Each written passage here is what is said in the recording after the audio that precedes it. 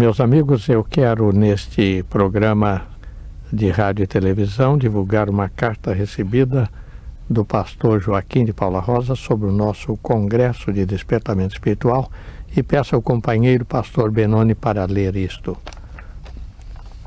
Ao pastor Davi Gomes: prezados irmãos, comunicamos o recebimento da correspondência relatando os aspectos mais relevantes do 2º Congresso de Despertamento Espiritual e o conjunto de fitas cassete com as mensagens do conclave. Que Deus continue com suas vistas postas sobre o ministério da EBAR e daqueles que a fazem. Fraternalmente, pastor Joaquim de Paula Rosa, superintendente-geral da Juerp. Eu quero agradecer ao pastor Joaquim e também dizer que sentimos alegria pela divulgação dos nossos cassetes que está acontecendo para a edificação do povo de Deus. Ainda no programa de hoje vamos ter o pastor Elias me ajudando com as perguntas e respostas. Pastor Elias, esta aí sobre o menorá, como é que é isto mesmo? Desejo da parte do pastor uma explicação sobre o significado do menorá, emblema de Israel. Esta é uma pergunta que me alegra porque cada ano em Israel nós temos este encontro com o menorá de formas variadas e mais significativas. O menorá marca o candelabro de 7 hastes, de onde procedem as luzes, como acontecia no tabernáculo ao tempo da caminhada do povo no deserto. Hoje, em Israel, o menorá fixa a lembrança, aquelas tochas que eram alimentadas pelo óleo quando da caminhada do povo de Israel pelo deserto, hoje, naturalmente, acendem lâmpadas verdadeiras. Aquelas luzes que serviram para marcar a presença de Deus no templo e no templo de Salomão e depois no templo de Herodes, significam para aquele povo a continuidade da presença de Deus e da direção de Deus sobre a nação.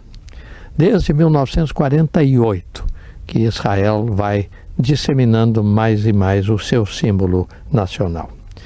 Um menorá de 5 metros marca agora o caminho da entrada do Parlamento de Israel na cidade de Jerusalém. A figura é simples, mas a mensagem, convenhamos, é profunda. Pastor Elias, parece que há uma também sobre pastores femininos, é verdade? Isto seria lícito se reconhecer mulheres no cargo de pastor? Eu não vou perguntar a opinião do pastor Elias, porque a minha já está escrita aqui e creio que a nossa opinião converge. Mas o tema é controversial. Mas a verdade que temos que reconhecer é que tem sido usado e também abusado. Tive na Inglaterra experiências repetidas. Preguei numa igreja cujo pastor era uma distinta senhora formada pelo seminário Dadi. Mais tarde, uma senhora foi eleito presidente da Convenção Batista da Baptist Union. E ela, solteirona, eu creio, como pastora também fez um bom trabalho. O argumento que eles usam é que diante de Deus não se faz diferença entre homem ou mulher. E Paulo discute isto na carta aos Gálatas. Mas é triste reconhecer que tem havido abusos nesta área. Não faz muito tempo foi ordenada uma mulher de 44 anos nos Estados Unidos e ela realmente não tinha qualificação moral. É verdade que acontece também com homens, mas toda precaução e todo cuidado relacionado à santidade de Deus, eu creio, deve ser observado. Pastor Elias, tem mais uma, não é? Sim, julga o Senhor que realmente Jesus Cristo está para voltar? Eu quero, uma vez mais, recomendar este meu livro, Jesus Cristo está voltando, que foi escrito e procurou coligir sinais dentro da Bíblia e dentro das palavras de Jesus.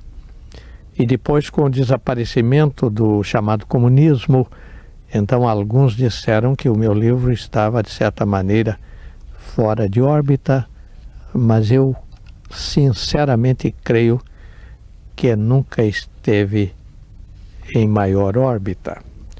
E aqui está, por exemplo, esta revista da Austrália, Vision, que eu recebo, para minha alegria, desde a minha visita àquele país.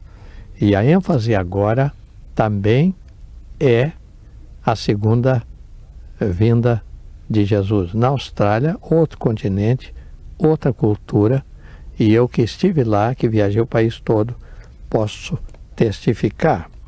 Aqui está o nosso jornal da Inglaterra, que eu recebo semanalmente e que eu considero um dos melhores jornais batistas do mundo, o Baptist Times. A ênfase é avivamento e a segunda vinda de Jesus Cristo. Aqui está este periódico em espanhol, que eu recebo também cada trimestre, e a ênfase é evangelismo agora, evangelismo na igreja local, preparando os crentes para o encontro com o Senhor Jesus Cristo. Este é o mundo hispano, é o mundo de língua espanhola, e este jornal traz a colaboração de alguns dos maiores líderes do movimento no mundo. Mas cartas como esta aqui, enviada pela Missões de Novas Tribos.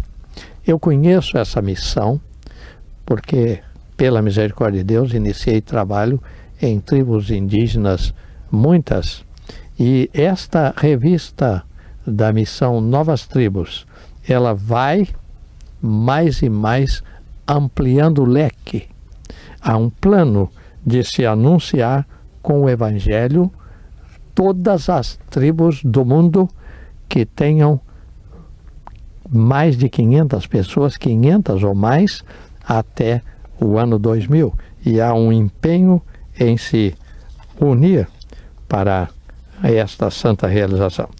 Por outro lado, aparecem os mais diferentes textos. Aqui está este jornal que realmente é muito divulgado, e este jornal procura a face oculta da Europa, procura a face oculta na Somália, na Iugoslávia, a falsa oculta dos movimentos comunistas, que ainda, de certa maneira, continuam, e é um noticioso que eu também gosto pela variedade do seu tema.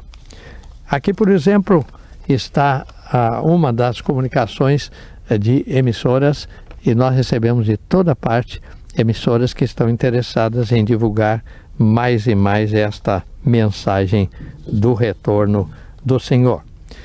E este periódico que eu recebo também toda semana, ele trata de uma seita que não sei se é bem filosofia, ou se é religião, ou se é misticismo, ou o que é. Mas é um boletim mensal, cuja mensagem desse número, por exemplo, mensagem de Nossa Senhora Rainha da Paz. Agora, aqui, Medjugorje, mais cara do que a Wall Street. Do ponto de vista financeiro, como a coisa vai. E aqui, declarações do Papa João Paulo II sobre esse movimento, sobre esta seita. E então, isto vai envolvendo tudo. O encontro número 4 da juventude do ano 2000 é Medjugorje. Então, é a formação realmente do bloco que está previsto na Palavra de Deus, e eu recebo isso aqui inteiramente livre pelo correio, trazendo naturalmente ideias que a pessoa tem direito de ter, mas que realmente não gozam de respaldo bíblico. Poderia exibir outros, esta daqui, por exemplo, de Singapura, com notícias tão interessantes do que está acontecendo através da organização benemérita do Regueai, Instituto Regueai. E aqui esta outra mensagem também que vem do mundo da língua espanhola, com realmente um planejamento muito útil para a leitura da Bíblia.